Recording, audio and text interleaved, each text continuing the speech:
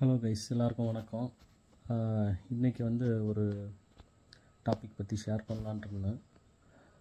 இது வந்து ஒரு 3-4 தடவை நடந்திருக்கு. பட்டு நம்ம விட்டுட்டோம், ஏதோ பண்ணுறாங்க போகிறாங்க அப்படின்ட்டு. பட்டு இப்போ ரீசெண்டாக அதிகமாகிட்டுருக்கு.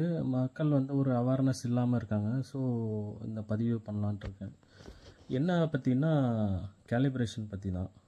சிஸ்டம் வச்சு கேலிப்ரேட் பண்ணுறத பற்றி சொல்கிறேன்.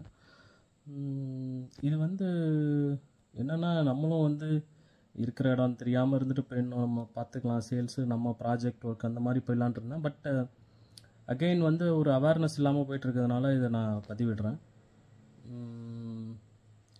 சிஸ்டம் கேலிப்ரேஷன் யூஸிங் ஒரு லேப்டாப் ஆர் கம்ப்யூட்டர், அது என்னன்னா பண்ணுறாங்க. ஒரு இப்போ ஜென்ரலாக சொல்கிறேன் அபவுட் ஆடியோ. வந்து உங்களுக்கு 10 out of 8 கஸ்டமருக்கு வந்து ஒரு 7 கஸ்டமருக்கு வந்து மேக்ஸிமம் வந்து ஒரு ஐடியா இல்லை. பிகாஸ் அவங்க வந்து இப்போ புதுசாக இதை ஹோம் தேட்டர் செட்டப் பண்ணுறாங்க, இல்லை வந்து அந்த சினிமேட்டிக் எஃபெக்ட் ஃபீல் பண்ணணுன்னு பண்ணுறாங்க.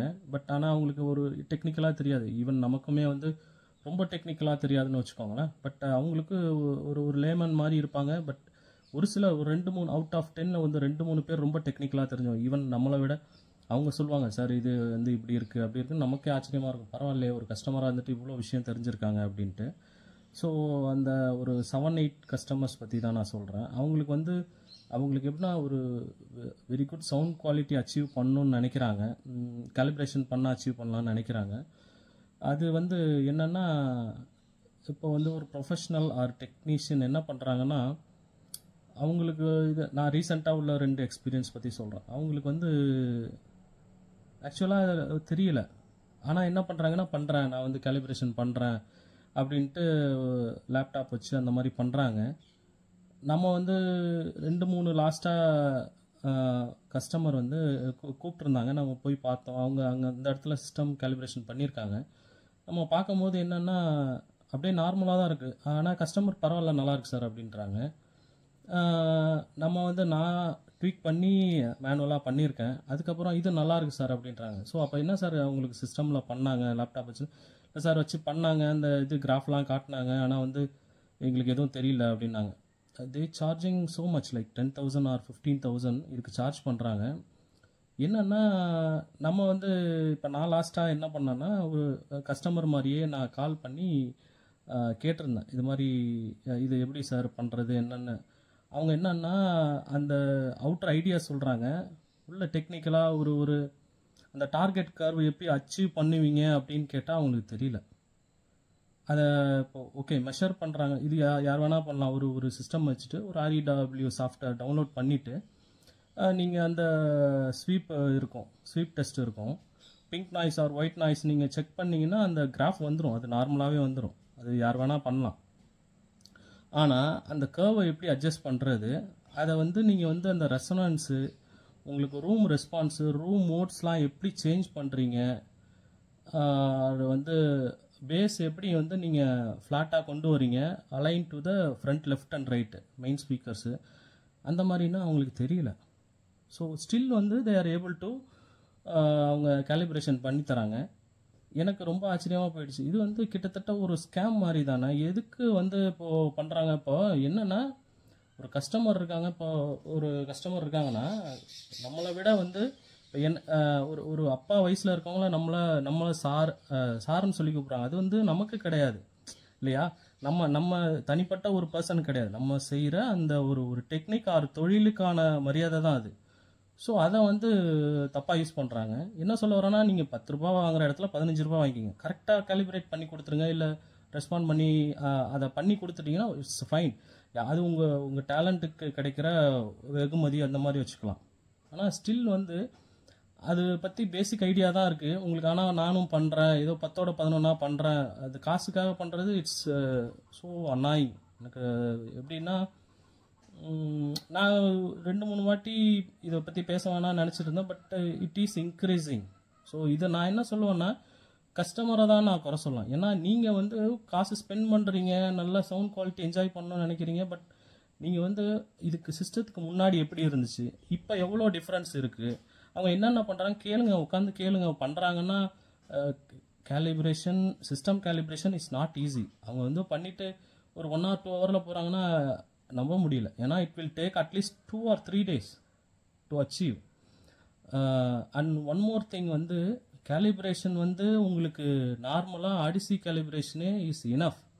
எங்கே இனஃப்னா நீங்கள் ஒரு அன்ட்ரீட்டட் ரூம், நீங்கள் ட்ரீட் பண்ணாத ஒரு ரூமில் ஆடிசி கேலிப்ரேஷன் இஸ் ஃபைன். நான் பர்சனலாக வந்து நாங்கள் இப்போ ஒரு 1-2 ப்ராஜெக்ட் பண்ணிகிட்டு இருக்கோம்.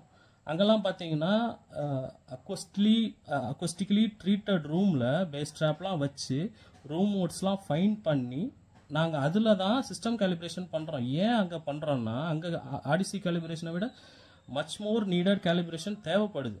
ஸோ அங்கே பண்ணுறோம். அங்கே வந்து ஒர்த்தாக இருக்கும், யூஸ் ஆகும் உங்களுக்கு. அந்த மாதிரி இடத்துல தான் உங்களுக்கு ஒரு REWO டிராக் லைவோ வந்து பெட்டராக இருக்கும். அதோட ரிசல்ட்ஸ் வந்து இன்னும் அச்சீவ் பண்ணலாம். நீங்கள் வந்து ஒரு ஏதோ சொல்லுவாங்க இல்லையா, சட்டியில் இருந்தால் தான் ஆப்பையில் வரும் அப்படின்ட்டு. அந்த மாதிரி வந்து நீங்கள் வந்து ஒரு பில்டிங்கே ஸ்ட்ராங்காக இல்லை, அதில் வந்து பெயிண்ட் அடித்தா மட்டும் நல்லாயிருக்கும் அப்படின்னு நினைக்கிறீங்க. அது எப்படின்னு எனக்கு தெரியல. கஸ்டமராக இருக்கட்டும், ஒரு டெக்னீஷியனாக இருக்கட்டும், இதான் நான் சொல்கிறேன். நீங்கள் வந்து ஒரு அன்ட்ரீட்டட் ரூமில் ஒரு வந்து சிஸ்டம் கேலிப்ரேஷன் அவ்வளோ அச்சீவ் பண்ணுதா? ஃபஸ்ட்டு அந்த கொஸ்டின். அது எப்படி பண்ணுறாங்கன்னு எனக்கும் தெரியல. ஓரளவுக்கு பண்ணலாம். அது ஆடிசிலே பண்ணலாமே. நீங்களும் இப்போ வந்து நீங்கள் சிஸ்டம் வச்சு பண்ணிவிட்டு ஆடிசியில் தானே பண்ணுறீங்க. அதுக்கு எதுக்கு சிஸ்டம் கேலிப்ரேஷன்?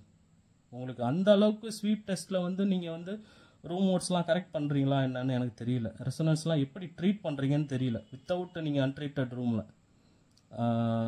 இது எனக்கு தெரியல. ஸோ நான் கஸ்டமர்ஸ் அகெயின் நம்ம வந்து ஒரு டீலர்ஸையோ ஒரு செல்லர்ஸையோ ஒரு டெக்னீஷியனையோ ஒரு ப்ரொஃபஷனலையோ வந்து சொல்ல முடியாது. அது இட்ஸ் அவங்க பிஸ்னஸ். அவங்க வந்து 1-2 அவங்க பண்ணிட்டு போயிட்டே இருப்பாங்க. பட் கஸ்டமர்ஸ்னால் நீங்கள் ஒரு அமௌண்ட் போடுறீங்கன்னா ஒர்த்தாக இருக்கான்னு பார்க்கணுன்னா, இல்லை வந்து சவுண்ட் குவாலிட்டி நீங்கள் கொடுக்குற காசுக்கு அச்சீவ் பண்ணணும்னு நினைக்கிறீங்கன்னா நீங்கள் தான் கேட்கணும்.